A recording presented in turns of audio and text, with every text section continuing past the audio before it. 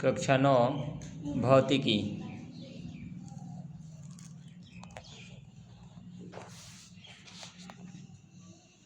पाठ कौन कौन पढ़ना है? विज्ञान और मापन, गति, बल तथा गति के नियम, गुरुत्वाकर्षण, कार्य, ऊर्जा और शक्ति, ध्वनि और उसके आधार प्रायोगिकी। अभी हम देखेंगे पाठ 2।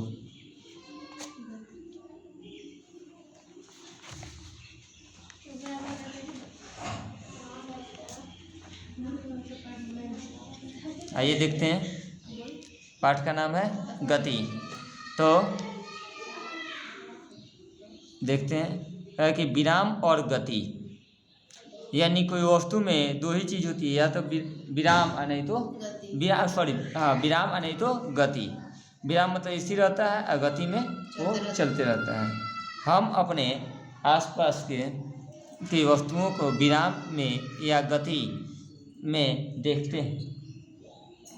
उदाहरण के लिए कमरे की दीवार, टेबल। तो कमरे की दीवार स्थिर होती है, टेबल स्थिर होती है, पौधा स्थिर, पेड़ स्थिर इत्यादि अपने स्थान नहीं बदलते हैं, अर्थात वे विराम में रहते हैं। इसके विपरीत चलती हुई गाड़ी, टहलता हुआ व्यक्ति, दौड़ता हुआ बालक इत्यादि अपने स्थान बदलते हैं, अर्थात वे गति में रहते हैं। तो कहेंगे यदि किसी वस्तु की स्थिति अन्य वस्तुओं की अपेक्षा समय के साथ नहीं बदलती हो तो उस वस्तु को विराम में कहा जाता है। और गति में, तो गति का है कि यदि किसी वस्तु की स्थिति अन्य वस्तुओं की अपेक्षा समय के साथ बदलती हो तो उस वस्तु को गति में कहा जाता है। तो हम लिखेंगे चलती हुई रेलगाड़ी के डिब्बे में बैठा व्यक्ति रेल पटरी या प्लेटफॉर्म की अपेक्षा गति में है, किंतु उस डिब्बे के अपेक्षित वह विराम में है। अतः जिन वस्तुओं की अपेक्षा कोई वस्तु गति या विराम में है उन वस्तुओं को बताना आवश्यक है। विराम एवं गति की उपयुक्त परिभाषाओं से हम देखते हैं कि विराम और गति दोनों पद आपेक्षिक हैं। आपेक्षिक मतलब होता है कि संबंधी है, रिलेटेड है, एक दूसरे से जुड़े हुए हैं। अब गति के प्रकार तो देखते हैं। जब दर्जी कपड़ा सिलाई करता है तब उसके पैर सिलाई मशीन के पैडल को चलाते हैं। उसका पहिया गोल घूमता है, उसकी सुई ऊपर नीचे चलती है और कपड़ा आगे की ओर चलता है। इस प्रकार हम देखते हैं कि गतियाँ कई प्रकार की होती हैं। तो जानते हैं गति कितने प्रकार की होती हैं। तो पहली गति हमारा है रैखिक गति। रैखिक गति मतलब होता है जो सीधे चलती है। रैखिक जैसे कि बंदूक से निकली हुई गोली, बॉल जो हम लोग क्या करते हैं ढालू पर यानी कि ढुलाव पर हम लोग, या फिर ये स्लाइडिंग होता है, फिसलते हैं तो क्या होता है सीधे जाता है ना। तीर चलाते हैं सीधे जाता है। बंदूक से छोड़ी गई गोली, ढालू पर नीचे सरकता हुआ बालक, वही ढलान जो होता है। ठीक है। आगे है वृत्तीय गति। तो मुख्य रूप से 4 गतियां हैं। तो वृत्तीय गति जैसे हो गया क्या, हमारे जो घड़ी जो है क्या होता है, घड़ी गोल घूमते रहती है ना, उसी तरह से पृथ्वी गति है और चंद्रमा की गति हो गई। ये क्या हो गया वृत्तीय गति। इसमें वस्तु वृत्त पर चलती है, यानी एक निश्चित बिंदु पर चलता है। जैसे पंखा हो गया, पंखा एक ही जगह नाचता है ना। साइकिल हो गया, पहिया एक ही जगह नाचता है ना, वो एक ही में उसका बिंदु क्या है, फिक्स है। ठीक है। तो अगर जैसे चंद्रमा सूर्य के चारों ओर पृथ्वी की गति, पृथ्वी के चारों ओर चंद्रमा की गति। उसके बाद है दोलनी गति। दोलनी गति जैसे हो गया घड़ी का पेंडुलम। घड़ी का पेंडुलम जो होता है क्या होता है, हिलते झूलते रहता है। और झूला पर हम लोग झूलते हैं ना, वो भी क्या है, वो भी हमारा दोलनी गति है। तराजू वो भी क्या है, दोलनी गति का। ठीक है। झूले की गति, दीवार घड़ी के पेंडुलम की गति, ये सभी क्या है आगे पीछे करते रहते हैं। उसके बाद आवर्त गति। आवर्त गति वो होता है एक निश्चित दूरी के बाद पुनः पूर्व अवस्था में आना, निश्चित अंतरालों पर दोहराती है। यानी घड़ी जो हो गया क्या हो गया, गोल घूमते रहता है ना। कह रहा है कि प्रकृति में गतियाँ प्रायः जटिल होती हैं और उनमें कई प्रकार की गतियाँ एक साथ मौजूद होती हैं। ऐसे बहुत हैं। तो हम आगे लिखेंगे कि गति कितने प्रकार की होती हैं तथा प्रत्येक का दो दो उदाहरण बतावें। इसके बाद गति का वर्णन। गति के अध्ययन का प्रारंभ गतिशील वस्तु की स्थिति के वर्णन से होता है। एक उदाहरण के लिए, यदि कोई ट्रेन पूर्व से पश्चिम की ओर सीधी पटरी पर चल रही है और ट्रेन कहाँ है यह बताना हो तो हमें उसकी स्थिति किसी सुपरिचित स्थान जैसे स्टेशन के अपेक्षित बतानी होगी। ऐसे स्थान को निर्देश बिंदु या मूल बिंदु कहा जाता है। हम जानते हैं कि मूल बिंदु से ट्रेन कितनी दूरी पर और किस दिशा में है और तब स्थिति का वर्णन पूर्ण रूप से हो जाता है। उदाहरण के लिए हम कहते हैं कि स्टेशन से ट्रेन 5 किलोमीटर पूरब या केवल स्टेशन से 5 किलोमीटर कहना पर्याप्त नहीं होगा, क्योंकि तब हम नहीं जानते पाते हैं कि इसका अर्थ 5 किलोमीटर पूरब है या 5 किलोमीटर पश्चिम। सरल रेखा पर गतिशील कण की स्थिति। किसी सरल रेखा पर किसी कण की स्थिति का वर्णन करने के लिए हमें एक रेखा पर कोई बिंदु चुनना होगा। लिखो, सरल रेखा पर इस रेखा पर कोई मूल बिंदु चुनना होगा और मूल बिंदु से उसकी दूरी और दिशा बतानी होगी, तभी हमें सरल रेखा पर गतिशील कण की स्थिति का पता चल पाएगा। सरल रेखा पर दिशा बताने के लिए हम मूल बिंदु के एक ओर धन और दूसरी ओर ऋण बनाते हैं। तब हम रेखा पर किसी कण की स्थिति धनात्मक और ऋणात्मक परिणाम द्वारा बता सकते हैं। यह परिमाण जिसे हम x द्वारा बता सकते हैं, मूल बिंदु से उस कण की दूरी किसी सुविधाजनक मात्रक और दिशा दोनों होता है। यानी कि उसका परिभाषा भी है कि एक सरल रेखा पर चलते हुए कण की किसी क्षण स्थिति को परिणाम x से बताया जाता है। मात्रक के साथ x का संख्यात्मक मान मूल बिंदु के कण की दूरी बताता है और x का चिन्ह यह बताता है कि कण मूल बिंदु से देखने से धनात्मक दिशा में है या ऋणात्मक दिशा में। तो ये आपका इसको हम परिभाषा के रूप में कह सकते हैं। आगे हम देखते हैं कि तय की गई दूरी और विस्थापन। यानी कि जब कोई कण किसी बिंदु A से बिंदु B तक जाती है तो पथ की पूरी लंबाई कण द्वारा तय की गई दूरी होती है, जबकि सरल रेखा AB की लंबाई और उसकी दिशा दोनों मिलाकर कण का विस्थापन होता है। तो हम लिखेंगे कण ये दूरी और विस्थापन में क्या अंतर है।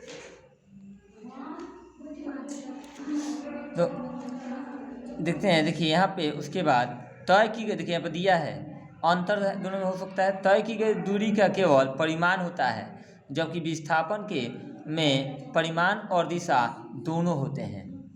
ठीक है, उसके बाद यदि कण सरल रेखा पर बिना दिशा परिवर्तन के दिशा परिवर्तन न करे तो विस्थापन का परिमाण और तय की गई दूरी दोनों बराबर होंगे। जिस तरह से हम मानो कि हम अगर कहीं जा रहे हैं तो बहुत सारे रास्ते हम कह देते हैं कि सीधे चले जाइए, तो सीधे मतलब क्या, जैसे जैसे रोड गया वैसे वैसे घूम के जाते हैं तो दूरी हो गई वो।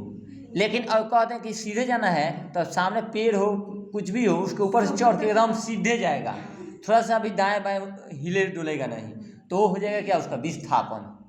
ठीक है, उसको विस्थापन कहेंगे। आगे देखते हैं हम कि दोनों क्या होगा, दोनों आपस में बराबर होगा। आगे उसके बाद अतः विस्थापन से हमें दो बातों का पता चलता है। तो पहला क्या है, तो प्रारंभिक स्थिति से अंतिम स्थिति की सरल रेखीय दूरी क्या है और प्रारंभिक स्थिति से देखने पर अंतिम स्थिति किस ओर अर्थात किस दिशा में है, दोनों पता चलता है। आगे कर द्रष्टव्य, जब कोई कण यहाँ पे कोई दिया है कि यदि कण का विस्थापन धनात्मक हो तो उसकी अंतिम स्थिति उसकी प्रारंभिक स्थिति के दाहिनी ओर होगी। ये इम्पॉर्टेंट चीज़ है। यदि कण का विस्थापन ऋणात्मक हो तो उसकी अंतिम स्थिति उसकी प्रारंभिक स्थिति के बाईं ओर होगी। यदि कण का विस्थापन शून्य है तो उसकी अंतिम स्थिति और प्रारंभिक स्थिति एक ही है। विस्थापन शून्य हो तो उसकी अंतिम स्थिति और प्रारंभिक स्थिति एक ही हो, यानी कहीं आ गया नहीं, वहीं का वहीं स्थिर है। आगे हमारा है कि द्रष्टव्य मतलब उस पर नज़र डालेंगे। कह रहा है कि जब कोई कण किसी सरल रेखा पर चलता है तो उसके विस्थापन की दिशा को धन और ऋण चिन्ह से बताया जा सकता है, परंतु जब कोई कण किसी वक्र रेखा पर चलता है, वक्र मतलब टेढ़ा मेढ़ा, तो उसके विस्थापन का दिशा को धनात्मक या धन या ऋण चिन्ह नहीं दिया जा सकता है। ऐसा इसलिए है कि किसी प्रारंभिक स्थिति से अनंत दिशाएं हो सकती हैं। मान लो कि सर्किल है, आज तुरंत क्या हो रहा है, तुरंत मुड़ रहा है ना, प्रत्येक बिंदु पर क्या हो रहा है, कौन धीरे धीरे चेंज हो रहा है, उसकी कोण क्या हो रहा है, मुड़ रहा है ना। अब है अदिश और सदिश राशियाँ। तो हम कह सकते हैं कि हम कहेंगे कि राशियाँ कितने प्रकार की होती हैं। परिभाषा यानी कि अदिश राशि किसे कहते हैं, तो जिस राशि को पूर्ण रूप से व्यक्त करने के लिए केवल परिमाण की आवश्यकता होती है, यानी कि अदिश राशि में सिर्फ परिमाण होता है, दिशा नहीं होती है, उसे क्या कहते हैं, अदिश राशि। वैसी राशि जिसमें सिर्फ परिमाण होता है, दिशा नहीं होती है। जैसे कि हमारे यहाँ पे दिया है अदिश राशि के उदाहरण द्रव्यमान में क्या होता है, वह दिशा थोड़ी होता है, परिमाण होता है सिर्फ। समय, आयतन, घनत्व, ऊर्जा, कार्य, ताप, ये सभी क्या है, अदिश राशि के उदाहरण है। कुछ भौतिक राशियों को परिमाण के अतिरिक्त दिशा भी होती हैं, तो वैसी भौतिक राशियाँ जिनमें परिमाण के साथ साथ दिशा भी होती है उसे सदिश राशि कहते हैं। जैसे कि हमारा हो गया क्या, वेग, त्वरण, बल, ये सब क्या है, सदिश राशियाँ हैं। तो ठीक है, उस विस्थापन हो गया। तो देखेंगे यहाँ पर कह रहा है सदिश राशियों का संकेत किसी अक्षर के तीर जैसे भी, और ये इसको इंग्लिश में वेक्टर क्वांटिटी कहते हैं। सदिश राशि को वेक्टर क्वांटिटी कहते हैं, जबकि अदिश राशि को स्केलर क्वांटिटी कहते हैं।